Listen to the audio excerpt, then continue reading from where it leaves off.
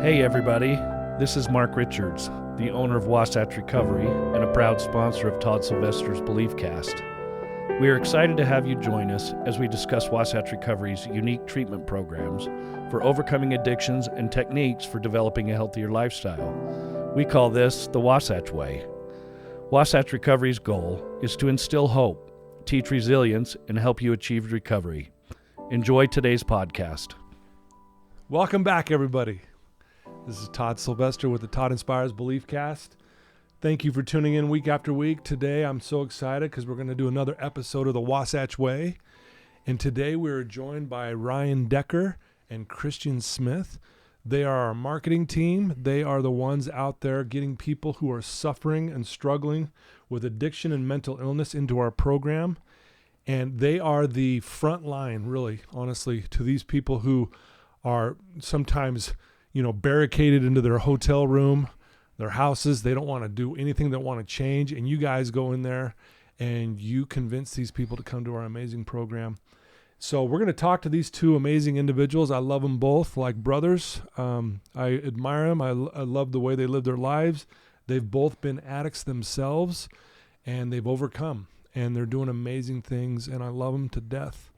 And I love you guys. Thank you for tuning in. Thank you to all our sponsors. You guys are fantastic. Wouldn't be able to do what we're doing without you guys. And so today's going to be fun. These two guys are not only amazing people, but they're crazy at the same time. Right? True. True. Hey, speaking of that, before we get going, was there a reason that you introduced Ryan first before me? I mean, why that? I'm older. I have more seniority with years on this planet, but he used your name first. I always save the best for last. Oh, jeez. So there you go. And then another thing, Decker, did you see him tear up as he introduced us and No, talked? it's true. Those are real tears, and I'm dead serious. I love you guys like brothers. I love you, brother. Seriously, you guys are amazing people. We don't say this enough to each other. So that's maybe why I'm tearing up, because we work, we're busy, we're going 1,000 miles an hour, but you guys, I hope you know how much I care about you guys. Yeah, I think I do. It's feeling mutual, brother. You know that. I know, yeah. So here we are, Wasatch Way. I'm not sure where we're going to go with this today, but love to hear from each one of you. Maybe, Christian, we'll start with you since you felt like you were outed here a minute ago. Slighted, I guess, is a better word. Tell us a little bit about your background, so people who may not have heard your story at this point, just a little bit, like what what your background is and what you do here at Wasatch. Okay, for years I'm 61 years old. Don't say anything, Decker. He makes fun of me, man, because he makes fun of elderly people. You do, just Decker. not all of them, just you. But for my career has always been in sales, and so for many years I was in the medical device sales in the OR. Oh, okay. Representing mechanical heart valves, cardiovascular grafts, and stuff like that. But during that time, I start down my road of addiction, starting with a motorcycle accident, pain pills. That quickly added alcohol to that, because that's a good day, right? Pain pills and alcohol, that's a good day. And then later on, this lasted for 27 years, ended up with crack cocaine. Go to treatment 13 years ago after a set in jail, and loved it. And I'm giving you the short version. So finally, after treatment, a couple of episodes, find recovery, and didn't want to go back to the operating room. Didn't want to go there, and was given an opportunity to go work in the industry at Steps. And that was almost 13 years ago, and I haven't looked back. I love it. This is what's fun about today is we can talk about working in the industry, because I have a kind of a weird reputation for having worked at a few places, and it's okay. And one of those places I worked at was another treatment center where I got to meet Ryan Decker, and for a couple of years we got a chance to work kind of side by side, and the experience was good and bad at the place we worked at. But my experience with Decker from the get-go was, this is my kind of a guy. He is the real deal.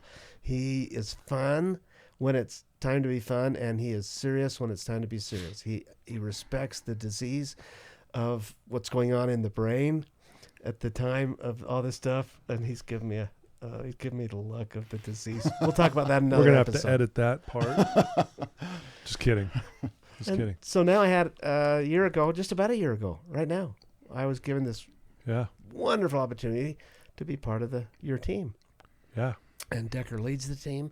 He's phenomenal, leads by example, and we work hard, and nobody works harder than Decker. Yeah, Decker works his ass off, and I agree with you. He is the real deal. He's the funniest dude I've ever met, but also when it comes down to helping people, boy, he's got a lot of passion there, just like you do, Christian, and that's why I love rubbing shoulders with you guys. It's just fun. We have a great time. We joke around, but at the end of the day, we're trying to help people not end their lives through, addiction or overdose or suicide, serious stuff. We're dealing with some really heavy things. And so, yeah, Decker, maybe a little background on you, those that maybe don't know your story. Yeah.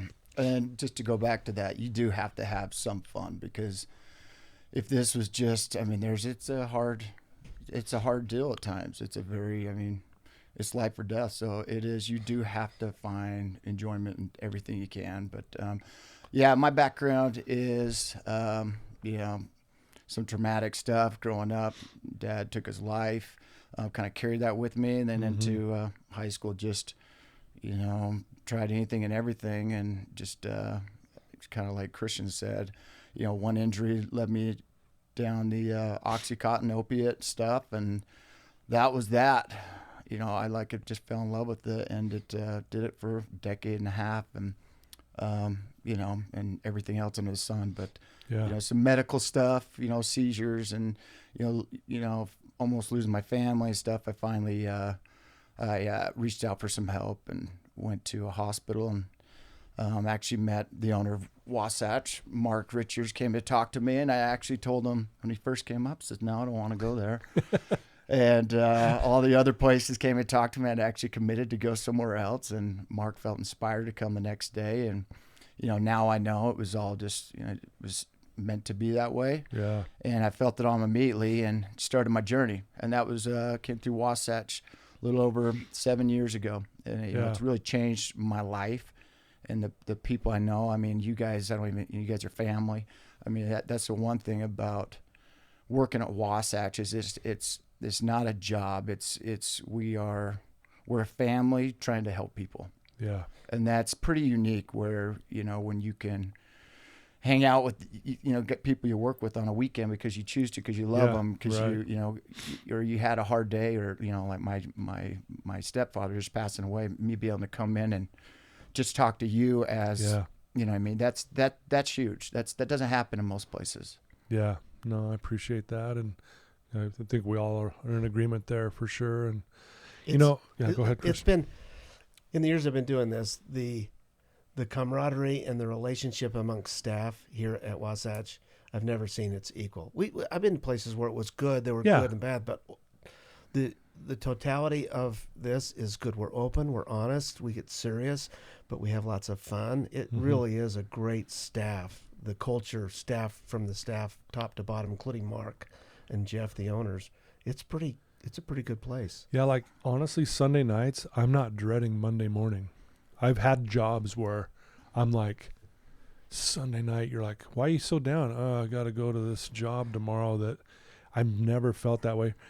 Times we do feel heavy because we lose clients and this and that, but at the end of the day, I can't wait to see you two hooligans on Monday morning. Are you kidding me? What a way to start my day. And what a unique job, or how blessed we are that we get to help people. Like you did. Like when I was in the program, you made such an impact on my life that my kids still have a dad, right? Wow.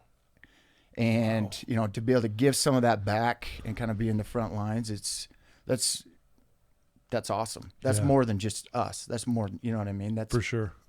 Yeah. No, thank you. Here's a thought. And we have no agenda today, folks. We just want to sit down and talk our true feelings. You mentioned something. You weren't going to come to Wasatch initially. Then Mark came back, talked to you a little bit more. You felt something that, hey, this may be different. You said there was, basically God in the details of what you went through. Right. Let's talk about that for a second, of why maybe having a higher power. And, whether anyone listening to this, if you believe in God or the universe or energy, whatever your higher power may be, but why is that so important? I'd love to hear from both of you guys. Like, why is a higher power in all this critical, do you think? Well, and I can tell you from both sides of it. One, it being used to help me, and also me helping someone else. But yeah, I mean, when you're at the lowest of your low and you're at the, the bottom, right? You usually find your knees quite a bit. Mm-hmm. I mean, I prayed harder than ever, right? It was a life-changing thing. And Mark was for sure an instrument in whatever higher power, right? He was an instrument, and I felt it on him immediately. When he came in, I'm like, I don't know what I'm jumping into, but let's do it. Like, I trust you. Yeah. And, I can't tell you how many times, in my life now working in this, it doesn't just happen. Like, I've been put in places that don't make any sense at all. No rational sense that should even be there. Yeah. So call it what you want to, call it whatever. I think it's, my higher power placing me in certain situations to help somebody. That's what I say. When it's bigger than me, I mean, it's bigger than me. Like, a lot of times it makes no sense. In fact, even one example is Christian, and we weren't working together at the time. And it was crazy because I was at a hospital visiting somebody, and you never see anybody in the halls. It's like crickets. And somehow, right as I walk up, Christian walks out of a room. And Christian says something along the lines of, he said, just come in here. He just kind of like paused. And I went in and talked to an older gentleman, and with a good, Christian was there with a good friend of ours, Alema, and I talked to this guy, and we helped him he came through Wasatch and kind of did the deal. But that just so many little coincidences that aren't coincidences. Okay, pause on that. Yeah. On that, that's a good example. That particular case, the reason I walked out of the room, because the program I was working couldn't help him financially wise. He had insurance that the program I was representing couldn't take. I was walking out of the room to find out who was it I could call that was in network with his insurance company. And who do I see walking down the hall at that very moment? And we can write a book on this, Decker. Yeah. This isn't just a one-time deal. This happens often. All the time. Yeah. And it is powerful because, I kind of have this job title, right? Like, it's not like you go to school for, right? Like, this isn't something that a lot of people are cut out for because it is so heavy, and you do have to get callous to a lot of emotional, and it's hard, but there's also the other side on these guys are getting their lives back, and I'm not qualified to do that. So it is kind of unique to watch how my higher powers kind of taught me along the way, if that makes sense. For sure. And to be more like kind of receptive, like, okay, bro, you need to go do this, like, now. You need to call this person. Okay, so like me and Todd just had this last week. Yeah. Somebody we caught wind that was struggling a little bit, and we just threw out a text. He wouldn't pick up the phone of like, we love you. Calls when you're ready. Well, he's coming in later today. Yeah, and he replied back to me, and he called you, sent me a text just saying, hey, that message is what I needed. Thank you. It makes me realize you guys actually care about me. And here he is coming in today, going to get the help he needs. Another, hopefully, life saved because we just sent a simple message saying, hey, we love you. We're here to help you. If you remember my story when I did a podcast earlier, Yes. the thing that changed my whole life was the concept you guys just talked about. Jason Webb sends a text it was a voicemail. Mm-hmm. Here's the voicemail, verbatim. Christian, it's Jason. Have I told you I loved you lately? That, when you talk about God, maybe that's all God is. Maybe the higher power of God could be just love, the concept and the power found in love. Because that message you guys just talked about, the one I received, those are catalytic events that changed my life because somebody loved me. Maybe I could grab hold of that love from them and eventually have enough love for myself. We're good at that here. Yeah, well, we do. And, it's like what we say, we'll love you until you can love yourself. Yeah. Right. Like just everybody asks me, why do you hug everybody? I mean, if you had any idea what these people are going through or what I've been through, bring it in. Yeah. Give me, you know what I mean? Like, and I think as a world, if we were to be more loving and non-judgmental on people's trials, man, we could really, really make some change. Yeah. It was the first thing I noticed as a new hire here was the client-centeredness, the client focus. I came from the old school when I first went to treatment. It was old school. They were going to beat you down. They were going to tell you suck, you're broken, until you believed it, and then humble enough to let them rebuild you theoretically. But those days are gone anyways in the industry. But the first thing I noticed was at Wasatch, there was a genuine client focus that we're not here to break you. You are not necessarily broken the way I was told I was broken, and we will give you the tools you need to not only survive this difficult life, but to thrive in it. Yeah. That was a unique thing that I found here. Well, I love that, guys. There's a beautiful statement that says, love of self will prove to be the most powerful antidote over any unwanted or addictive behaviors, period. And going along with what you said, Decker, we'll love you till you love yourself. And when you do love you, like I always do this with my clients, hey, do you have a lot of people come in here with children, right? Hey, I ask them, who's their youngest child? Oh, it's Billy, right? And I'll say, would you ever give Billy heroin? And they're like, hell no. Well, I'm always like, what, why? And they're like, well, God, that would be so wrong. I go, because you what them? And they go, because I love them. And I said, there it is. I go, that's the problem, is you don't love you on the level you love your kid. And when you love yourself on the level you love your kid, you won't put that poison in your body either. Why? Because you love you. And that's why you're here. That's what I think we do differently here, is we help them love themselves, and we help them answer the question who they are. Yeah. Right? How cool is that? So we just got through this weekend. I'm a member of the predominant religion of the state of You're Utah. Catholic? I didn't realize that. Yes, I have. And so one of the talks was for Christianity in the New Testament. The Savior was asked, "What's the greatest commandment?" And I can envision the story when he's asked. By the way, it was a bunch of attorneys that were asking the question. No offense to any attorneys that might be listening, but they were trying to trick him up a little bit. Because you can imagine, if he says, it's adultery. That's important. The attorney would say, but then they would get into a debate of, is it more important? Anyway, you remember his answer, right? Yeah. He says, the greatest commandment is to love God and then love your neighbor. And then he implied a third one, that love your neighbor as you love yourself. And then simply went on to say, if you'll just do those three things, it'll be okay. It will be okay. Yeah. And we don't focus on the love of self. We don't. As much as we could. Well, and we could maybe add this, gospel by Todd. Instead of saying love thy neighbor as thyself, what if you said love yourself as you love your children? Because how powerful is that? I mean, I know you both have kids. I do too. We love our kids. We would do anything for them. Imagine having that same love and energy and force towards ourselves. What a game changer that is. It was. And that's what you're saying, basically, is what they were saying, right? And it was for me on a personal note. I'm struggling with this God thing early in recovery. Like, I believe there's a God, but that God sucks at his job. That's kind of where my mentality was, because I'm in a lot of pain and things are just going bad. Yeah. Some guy comes up to me on a similar note that you just described, Todd, was Smith. Didn't even talk to me with respect. It was Smith, not Mr. Smith. Hey, Smith, you got 4 kids, right? Yeah. Anything they could do to stop you from loving them? I quickly responded, heck no. And he pressed it. You sure?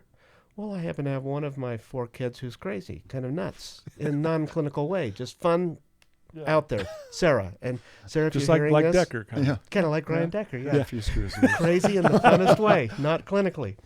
And I thought for a minute, Sarah, I'm familiar with disappointment and frustration raising teenagers, particularly Sarah. But I went on to think, no, there's nothing any one of my kids, including Sarah, could do to stop me from loving him. And then he paused, looked at me and said, couldn't there be a God that felt that way about their kids? And he walked away. And that was kind of a mic drop. It really was for me. Like, wait a minute. If that's true and it felt like it was, why can't I do that? Why do I have to think that this God that I knew as a kid only loved me if I was doing all the right things all the time, which is impossible. And that changed my whole perspective on the God thing. Wow.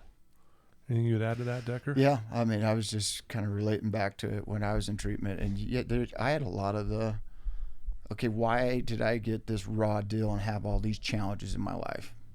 Yeah. Right? Whatever kind of God you have, whatever, universe, whatever, but why are these my trials? And yeah, it did suck, but it also like made me the person I am today. Yeah. And maybe I had to go through all that crap for somebody else. Yeah. Like, you know what I mean? Maybe the reason I'm here is that, it wasn't all for me, but for someone else. But yeah, it's crazy. And I remember sitting in a group one time at Wasatch, and my therapist, it was a big light bulb moment. He said, "You got to admit you love drugs more than your kids." Ouch. And I played through this scenario like, I'm going to hit this dude as hard as I can. Right. Like, how dare this? How this dare guy they do say this? that? And I kind of stormed out of this, group setting, and I thought about, like, how messed up is that something came in between what I love most. Wow. Yeah, and you have to accept that truth because it's the truth. Yeah. And I know no one wants to hear that because I know how much you love your kids. I know how much you love your kids, Christian, and I do too. But it's like, it's interesting that we'll give some of that up because we'd rather get this, But man, yeah, that's a tough one. I want to stay on this because this is huge, I think, and. We live here in Utah. There's a predominant religion here. And we have a lot of people who resent religion, resent God. They don't believe in God anymore. And I like what you said, Christian, earlier about what if God is just love? What if that's it? And I want to share this. There's a book that changed my perspective on that. It's called The Purpose-Driven Life by Rick Warren. This book saved Ray Lewis's life. This book saved Michael Phelps's life. They will tell you that. I heard this story. It's the #1 best-selling book in history, by the way. So all these things, I go, man, what's up with this book? So I get this book and I start reading this book. And there's a line in the book, and I'm going to summarize. I don't have it memorized, but it basically said, God doesn't have love. God is love. And you know how when you read something, sometimes it just hits you? This just nailed me. I went, there it is. That's it. We, as human beings, we overcomplicate this whole process because we as human beings also muddy religion up too, right? Yep. But if we really look at the purity of the gospel, and I don't care what religion you're in, it goes all back to love. And so I'm so glad you brought that up, Christian, because I think that's it. And because again, you know how when I feel God is when I'm giving away love to someone else. Just like right now, I'm feeling it right now, sitting here with you two amazing people, and we're talking about this beautiful thing. And I'm hoping you listeners right now are feeling it too, because there it is. There's God, or if you don't want to use the word God, call it your higher power. Love. What do you guys think of that? I think you're dead on. That's it. I think it's been kind of a quest of mine. I didn't deliberately seek out this relationship with God, but come to find out, it's all founded on just love. God is love. I love that you said that. It's not that God. What did you call it? God does love. God doesn't have love. God is love. Love. That makes much more sense to me. Yeah. We've seen Decker and I over the years doing this. I won't speak for you, but maybe I am anyway. we see a lot of clients come in who are, like you said, angry, resentful at organized religion, and most of it's within most of our clients come from Utah or the surrounding metropolitan or Rocky Mountain area, so they're frustrated with religion. And one thing that was cool here at Wasatch, and I've seen it before, but we are trying to help clients understand there's a difference between spirituality and religion. And I don't, I go to a church building, but that's not where I get my spirituality. I don't get it there. Mm-hmm. And now, having explored this conversation, the foundation, my spirituality comes from my ability to offer unconditional love. Yeah. That's where my spirituality comes from. Yeah. Well, and going back to your experience, Decker, when you came through our program, from my perspective, I mean, I saw a guy who didn't love himself. Now, you may not have admitted that, but just watching you from a distance when you first got here through the whole process, you storming out of groups, slamming doors, that's all kinds of stuff. You did that, really? Oh, yeah. This guy was, I always say, I wish we had Decker's experience here at Wasatch on video because it was amazing. I look forward to group every day with this dude because I'm like, what's he going to say today? What's he going to do? But I saw over time, as you kept working, and you and I met a lot. Decker was at my office 6 a.m. every freaking morning. Yeah. Pause on that. That's a great point on the Wasatch Way, since this is a segment of Wasatch Way. Yeah. I've never been to a treatment program, Decker, where you have that opportunity as a client. That you have an opportunity to come to a world-class author, guru podcast guy, and have some one-on-one individual life coaching. And that's not doing it justice by what is accomplished in this office with you. That's another Wasatch unique thing, to have an opportunity to sign up. It's not mandatory. You get to sign up and utilize the skill set of Todd Sylvester if you choose. And like Todd was saying, I was very resistant to even thinking that a lot of this stuff is even possible. Right. But the one thing I would notice is Todd would just have this, shit-eating grin on his face. His eyes are always bright, and it's like 5 a.m. I'm like, this guy's found it. This guy's got it. And so once I've, started making that transition to thinking, okay, this is possible, before the facility's even open, Todd would be here like 3 hours before the day, and I would just tap on his window just to get even 5, 10, 20 minutes of his knowledge was like, it changed my life. And it did allow me to start loving myself and then taught me to give that love away, right? Just to give it away. Yeah. And there's a lot of things that he said didn't make any sense. And I'm like, you're full of crap, Todd. But years and years of kind of practicing, if you will, is seriously changed my life. It's still, my belief systems that I can make a 40-foot putt still don't work. but in other things, keep trying. But in other things, it's powerful. Yeah. Well, and I thank you guys for the kind words. All I'm doing though, like in those moments, is I was giving away something that someone gave to me, right? We're all standing on shoulders of giants. I mean, I'm standing on shoulders of giants. That's why I'm where I'm at today. And then I feel like an obligation, like you guys do, is to go give it away and give back, right? And what's interesting is as you and I met, and I basically was giving away what someone once gave to me, you started feeling it, right? And you started loving yourself again. Again, I know it sounds corny, listeners, but it's love. I promise you, it's there. Yeah. It's not beyond it. It's right there. And seeing you guys, the way you live your life, I mean, these guys love every client that come in here. It's just unreal, man. And that's why I love seeing you guys. I go sit in there when you don't even want me in your office because I just love to just sit there and listen to you guys have fun, and because I love you guys. I want to feel the love, And I think with the love, it also, when you really start to love yourself, you develop this confidence. Yeah. Not cocky, but this confidence in the way you carry yourselves and the way that you interact and have not just conversations, but meaningful conversations where you can feel them, right? Yeah. When you talk about that, like it's always amazing to me because you can have somebody come into your office that might not be religious at all. They could be, the opposite of religious. And somehow they come in here resistant, and by the time they leave, they don't know what just happened, but they felt it with just tears in their eyes. And I think you can teach more with love than when you can with word. Like it's the power. It's hard to explain. Yeah.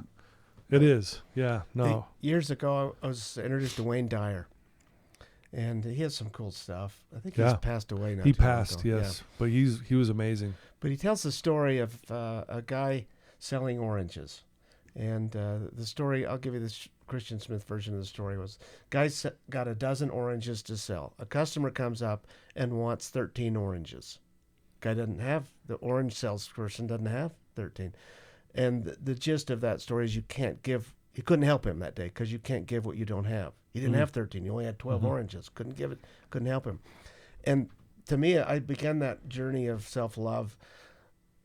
I can't love you, Decker. I can't love a God or the God of my understanding. I can't love anybody. I can't give what I do not have. So the journey that we see here that Todd's done, that you just described, is love self first. Learn to love self first in all your glory and in all your stupidity. Ryan Decker is probably the worst 40-foot putter I've ever seen. It's true. But he loves it, and I love him for it. Yeah. But you can't give what you don't have. And so Todd is phenomenal. And our other clinicians, Wendy, Jason, Sean, Ashley, they're phenomenal in coaching our clients to learn to love self. Yeah, absolutely. Yeah, I just think that's a topic that we hear all the time here about people are so resistant to a higher power. And I think it's critical, folks. And again, if you have the struggle with the word God, then call it love. We can all agree on that. And what is this world starving for more than anything right now? Seriously. It's love, man. Like genuine love for the person standing next to me. One more. Sorry, I'm taking too much mic time. I don't care. It's okay. Geriatric people do that. Thank you. Elderly advice. We just had a client just kind of, I don't know, what do we call it when they leave and complete the program? Complete the program. Graduation. Is it graduation? Yeah. Make sure you're in the mic there. Okay. We just had a gal this morning that graduated, whatever that means. Last week we had the opportunity to go to a junior high school, and she went. And I'm just getting to know her, and as we're talking and spirituality comes up, she quickly announced that she was an atheist. And which was kind of a sign like, hey, don't talk to me about spirituality because I'm an atheist, which I found kind of like, it was like a sign that says don't touch the glass, and for a guy like me that means slam on the glass. Yeah. So I'm going, let's explore this one to the client. Yeah. And within an hour we're talking about this, she comes up and announces what you just said, Decker, essentially. I might not believe in a real God-like thing, but through coaching with our staff, and particularly with Todd, she, with tears in her eyes, explained that there is something that's of a greater power than she can understand or has. And it was just a wonderful mindset of how people can change. Yeah. I ask often this question: how do you experience God? I ask that question, how do you experience it? And most people can't answer that question. And then when you look at it, if it's love, let's call it love, right? So if I hold the door for someone, let's say, simple as holding the door and just, hey, have a good day. It's simple, quick. I felt good by holding the door. That person felt good that I grabbed the door. Or in other words, we both felt good, right? Yep. Or in other words, I gave away some love, so I felt love, they felt love, we just both connected with love. Love is God. There it is. It's not rocket science. It's not. But we try to make it. Guys, I'm telling you, it's as simple as that. I had a kid that I was working with. He was at Brighton High School, big kid, 6'7", 300 and something pounds, all-American offensive lineman who was struggling. He was having thoughts of wanting to end his life, struggling with the predominant religion, struggling with God itself. And I gave him a challenge to go to school early and hold the door, the main door, and as kids were walking through, give him a compliment. Do it for 15 minutes every day before you go to school. He was really reluctant, but eventually did it. And I'm telling you, it saved his life. He will tell you, it saved my life just by holding the door and telling people, hey, have a good day. You look pretty today, or I love your backpack, or whatever it was, right? And what I was trying to help him realize is you were giving away love. And I go, did you feel love? We go, yeah, there you go. I go, there's God right there. You experienced him right there. And he's like, oh my gosh, I never realized that. Yeah. I mean, how powerful and simple that is. And again, I'm glad we're talking about this because we don't talk about this enough. Again, we're not trying to get anyone to go to church. What we're doing is we're trying to get someone to feel connection. What did Johann Hari say? The cure to addiction isn't sobriety, it's connection. Yep. Right? Yep. And we're connecting right now. This is cool. It really is fun. It is. And you really have to. And it is when you walk through the doors and to do something so hard, all it takes is hey, it's all good. We're going to get through this. You know what? Like just that little sense of love. Even that's just like a deep sigh of okay, it's going to be okay. But like I said, I mean, I wasn't like most religious guy, and, coming here, I mean, I tell you what, one, I shouldn't be alive. Yeah. Right. Multiple, ambulance rides and whatever, but the fact that there's something bigger than myself helping direct me down this path. Like I said, it might not have been for me. It could be, I'm supposed to help somebody else in this journey, but I'm going to give as much love as I can because it's pretty effortless. Yeah. You can't help someone through the fire, out of the fire, unless you've been through the fire, and you two have been through the fire. And now you're in a position to help someone out of that fire. So I really do believe that's why you guys are here. And the most amazing thing for anybody that's listening is we're three guys that shouldn't be here. Yeah. Right? Yeah, shouldn't and be here. If we can do this, anybody can do this. Right. And I mean that, like, anybody can do this, and nothing's ever hopeless. It's like happiness can be a choice, right? Yeah. You can love, you can be loved, you deserve love. Wow. Beautiful. That might be the smartest thing I've ever heard you say. No, that's beautiful, guys. I think, that's probably hard to top what you just said, Decker. I think if anyone's listening to this right now who needs help or has a friend or a loved one or a family member that needs treatment or just needs someone to talk to, what's the best way for those people to get in touch with you guys? Christian, we'll start with you since you want to go first. Yeah, I don't want to hurt your feelings. Yeah, you guys don't hurt my feelings now. Way to go, you So guys. Christian, if someone, honestly though, to be serious, like who's listening to this, who's struggling, because a lot of people who've been through our program or other programs listen to this. Mm-hmm. So if they want help, how do they get a hold of you, Christian? I'm going to give you my direct cell line. Ryan might not give you his because Ryan is on. He's on the main line. Our main line, yep. Wasatch Recovery. I'm not. We drew straws and I won because that phone Boy, is that rarely true. stops. That phone rarely stops. And the cool thing about Decker is I've watched him. He takes those calls and they come in at all hours of the night and day. And Decker really does take them all. He takes Alicia, who's part of our team, she'll take them. It's kind of funny because you can't get him before Decker. I watch Alicia, and the phone rings. Decker's fast. And he is on it like nobody's on it. And we're not commissioned salespeople, right? We don't do that's not how this thing works. Yeah. He's doing this because he just loves the ability to change.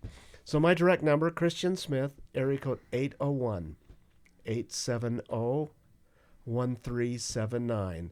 And if I don't get that phone, Decker thinks it's because I'm golfing. That's not always the case. I will always get back to you. It's pretty safe. I will always get back to you. Yeah. You can call me on my direct number still. It's 801-318-4240. You can even text me. Okay. Email Ryan at wasatchrecovery.com. You can call the main Wasatch number. I don't even remember what that is off the top of my head. I'll put it in the show notes. Yep. I'll have both your numbers in the show notes, your emails, and then also Wasatch's main line. And here's what's cool about our place, and you guys can speak to this better than me. If we're not a right fit for someone, we're not the people that are like, well, let's just put them in. We will find another place. We will, right? Is that accurate? Yeah, we spend the majority of our time helping people like find a place other than us. Yeah. Yeah. We've talked about this a lot. There's no treatment center has proprietary information on how to treat what we treat. Alcoholism and and drug addiction and the co-occurring underlying issues. Nobody has special proprietary information. The state requires and the federal laws require you use evidence-based modalities. But every treatment center has a different culture in it. And we do wonderful work, Ryan and Alicia and I, if this culture doesn't fit you, we'll help you find one that does. And that's important because the research has been clear for years that the number one predictor to a successful outcome is the client's buy-in to what's being presented to them. And so if the buy-in, if what's being presented to them is the same pretty much everywhere you go, and it is, then the culture is the difference maker. And so if we're not the right fit, we'll find some place that will be a better fit for you. Try to give you some direction too. I mean, a lot of times we know our loved ones need help, right? But they don't want help, right? And waiting for them to get help or what to do next or how do I do that? But yeah, we're here just to answer questions, help any way we can. I mean, there is, we're we can only do what we can do, but Yeah. we'll do everything we can. Okay. Put you both on the spot in closing here. Do you have a favorite quote or a favorite statement that you live by, Christian? And Decker, eventually. Do you guys have one that just kind of I know I'm putting you on the spot. If you don't have one, I've got one. I got one. It was a quick one that I just please. kind of live by. Is the happiness can be a choice, like I talked about earlier. Yeah, just you say those that a lot. those simple things, and even constant reminders when things aren't going good is huge for me. Yeah. Love it. I have one, and I can't even remember it. I have a couple. Yeah. No, that's all good. That which you persist in doing becomes easier. Yeah. Not that the nature of the thing changes, but that your ability to perform it is increased. Ooh. That's one of them. That's beautiful. Mm-hmm. No, It's been true in my life. Yeah. Yeah, love it. You guys are amazing. My favorite thing is I tell every client sitting on that couch where you guys are sitting, they read this quote above my head, and I have them read it out loud. On day one, you got a heroin addict, meth addict, coke addict, alcoholic, benzo, opiate. They're messed up. They've got mental illness, if you want to recall that. And I have them read this out loud. It says, the most delightful surprise in life is to suddenly recognize there's nothing wrong with you. And when they finally realize that, it's kind of like I saw that in you, Decker. Mm-hmm. When you finally realize, you know what, I am good. To your core, you're good. Just like you are, Christian, to your core. And anyone listen to this, to your core, you are good. And when you realize that, just like you were when we were kids, man, you remember when we were kids and we would just roll down a hill? Mm-hmm. And it was like the greatest time of our lives. Like, imagine as adults we're rolling down hills. People think we were crazy, right? But, I think we need to be more childlike. Not childish, but more childlike. And I think if we live more like that, and kids, what are they? They're love, man. Yep. It's all about love, folks. And we talked a lot about love today. Hopefully you felt our love. I love you two, like brothers. Seriously, you guys are amazing. Love you, brother. And we're so lucky to be working together here. If you need help, reach out to these two wonderful individuals. I'll have all their contact information in the show notes. If you struggle on talking to a loved one, because sometimes they don't want to talk, send them this episode. It'll be a good way to break the ice, right? Excellent. Yeah. How cool would that be? Yeah. So anyway, love you guys. Thanks for taking some time today. Ryan, sorry if I offended you on the putting thing. I really am sorry. Can't make the putt. We're going to work on Ryan's belief system around putting. Hopefully we'll let you know how that goes. But thank you guys for tuning in week after week. I love you, and you guys have been fantastic. This has been just an amazing ride. I can't believe where we're at. Just blows my mind. But grateful to be in this position, and grateful that I'm alive, and grateful that felt some love today. We all connected with love, our higher power. Love you guys. Take care. Love you. Bye-bye.